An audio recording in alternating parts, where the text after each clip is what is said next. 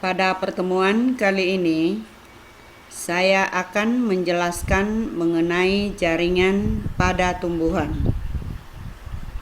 Yang pertama, jaringan yang terdapat pada organ tumbuhan.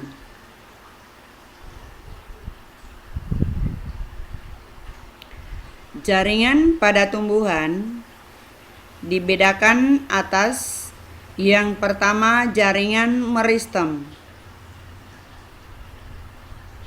Jaringan meristem merupakan jaringan yang bertanggung jawab untuk pertumbuhan pada tumbuhan. Terdapat pada bagian pertumbuhan seperti pada ujung akar dan pucuk serta kambium. Perhatikan gambar 1 dan gambar 2. Meristem merupakan bagian dalam tubuh tumbuhan yang membentuk sel-sel meristem baru. Ini adalah bagian yang menyusun jaringan meristem. Setiap sel yang menyusun jaringan meristem terdiri atas sitoplasma dan nukleus. Karakteristik sel meristem tersusun atas sel-sel kecil dan berdinding tipis, berbentuk bulat, oval, poligon, atau persegi, tersusun padat dan tidak terdapat ruang antar sel, mengandung nukleus dan sitoplasma, dapat melakukan pembelahan sel dan menghasilkan sel yang baru. Fungsi jaringan meristem: membentuk sel-sel baru dan menghasilkan penambahan panjang dan tebal pada tubuh tumbuhan.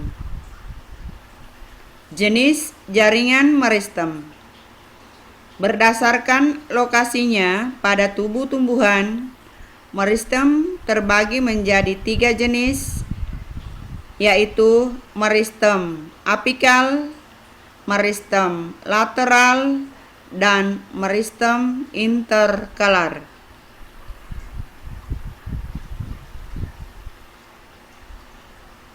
Bagian yang kedua dari jaringan tumbuhan yaitu jaringan permanen atau jaringan dewasa. Terdiri atas sel yang mengalami diferensiasi dan telah kehilangan kemampuan untuk membelah. Berasal dari jaringan meristem dan membentuk bagian terbesar pada tubuh tumbuhan. Karakteristik jaringan permanen: selnya berdinding tebal atau tipis. Selnya telah mengalami diferensiasi dan mencapai bentuk, ukuran, dan fungsi yang tetap. Sel memiliki ruang antar sel. Selnya dapat berupa sel hidup ataupun sel mati. Selnya telah kehilangan kemampuan untuk membelah. Perhatikan skema pembagian jenis jaringan permanen. Berdasarkan fungsinya, jaringan permanen terdiri atas jaringan sekresi. Yang kedua, jaringan pengangkut. Yang ketiga, jaringan penunjang. Dan yang keempat, jaringan pelindung.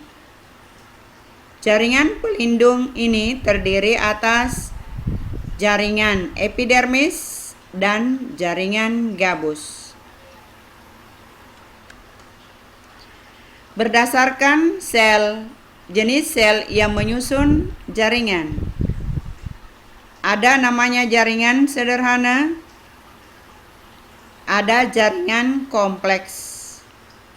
yang termasuk jaringan sederhana dibagi menjadi jaringan parenkim, jaringan kolenkim, dan jaringan sklerenkim.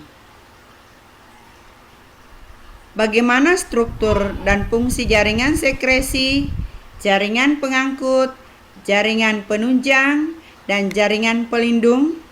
Carilah informasinya dari berbagai sumber.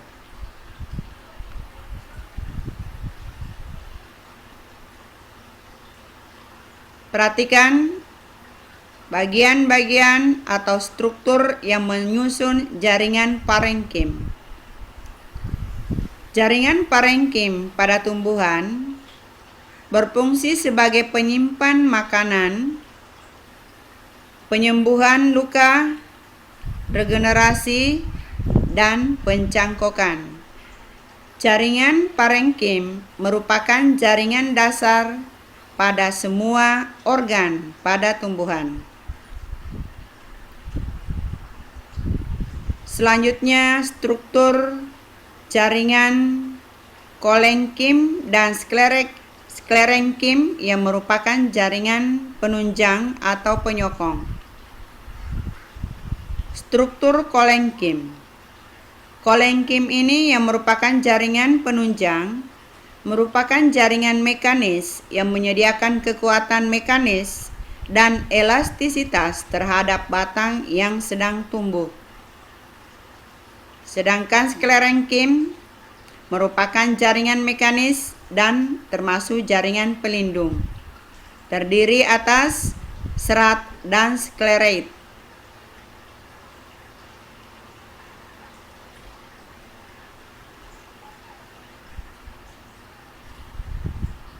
Selanjutnya, jaringan pengangkut. Jaringan pengangkut terdiri atas jaringan silam dan jaringan flum. Jaringan silam terdiri atas sel parenkim dan sklerenkim. Silam tersusun atas 4 bagian yang penting. Yang pertama, trakeid. Kemudian yang kedua, jaringan pembuluh.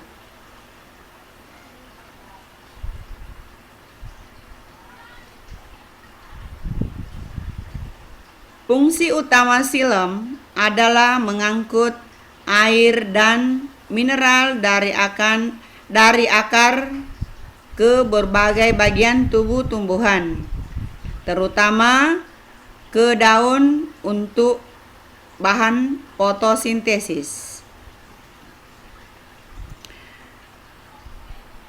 Flum terdiri atas sel parenkim dan sklerenkim. Flum tersusun atas 4 bagian penting, yaitu ada saringan tabung, ada sel pendamping, ada parenkim flum, dan ada serat flum. Fungsi utama flum adalah mengangkut bahan makanan dari daun ke bagian tubuh tumbuhan yang lain, atau mengangkut hasil fotosintesis dari daun ke seluruh tubuh tumbuhan.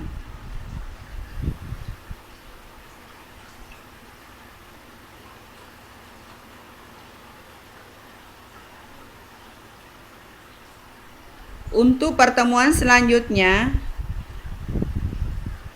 akan dibahas mengenai jaringan pada organ tumbuhan.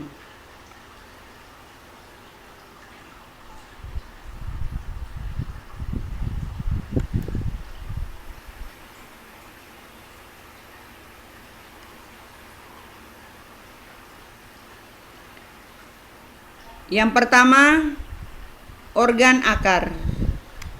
Secara anatomi, struktur akar berturut-turut dari luar ke dalam sebagai berikut. Yang pertama adalah epidermis. Jaringan yang paling luar dari organ akar adalah jaringan epidermis. Kemudian jaringan yang di sebelah dalamnya adalah korteks. Kemudian di sebelah dalamnya lagi ada jaringan endodermis. dan jaringan yang paling dalam adalah jaringan silinder pusat atau stele.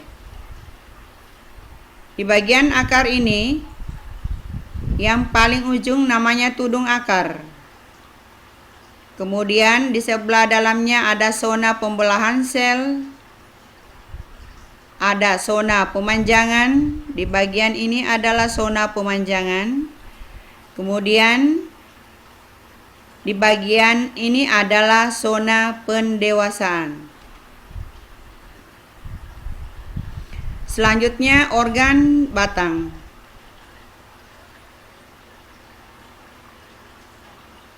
Pada organ batang terdapat perbedaan susunan anatomi yang terdapat pada batang dikotil dan batang monokotil. Pada batang monokotil tersusun dari luar ke dalam. Ini adalah jaringan epidermis yang dilapisi oleh cambium gabus. Kemudian di sebelah dalam ada jaringan korteks. Kemudian di bagian dalamnya lagi ada jaringan pengangkut yang terdiri atas silum dan flum. Dan di antara jaringan silum dan flum ada jaringan cambium. Inilah yang membedakan susunan anatomi pada batang dikotil, yaitu adanya cambium yang terdapat pada batang dikotil. Sedangkan pada batang monokotil terdiri dari luar ke dalam, itu ada jaringan epidermis, dan di sebelah dalam yang tersebar di bagian korteks adalah jaringan pengangkut, yaitu ada silum dan flum. Tetapi di antara silum dan flum itu tidak terdapat adanya cambium. Selanjutnya adalah organ daun. Daun pada tumbuhan terdiri atas jaringan epidermis, ada namanya epidermis atas, dan di epidermis atas ini ada bulu daun. Di bawah jaringan epidermis atas ada jaringan parenkim palisade yang banyak mengandung klorofil sebagai tempat terjadinya fotosintesis. Kemudian ada jaringan spon atau jaringan bunga karang. Dan di bagian sini ada jaringan pengangkut, yaitu ada jaringan silum dan flum. Di bagian bawah ada namanya jaringan epidermis bawah. Dan di bagian jaringan epidermis bawah ini terdapat adanya stomata atau mulut daun sebagai tempat pertukaran O2 dan CO2 pada daun.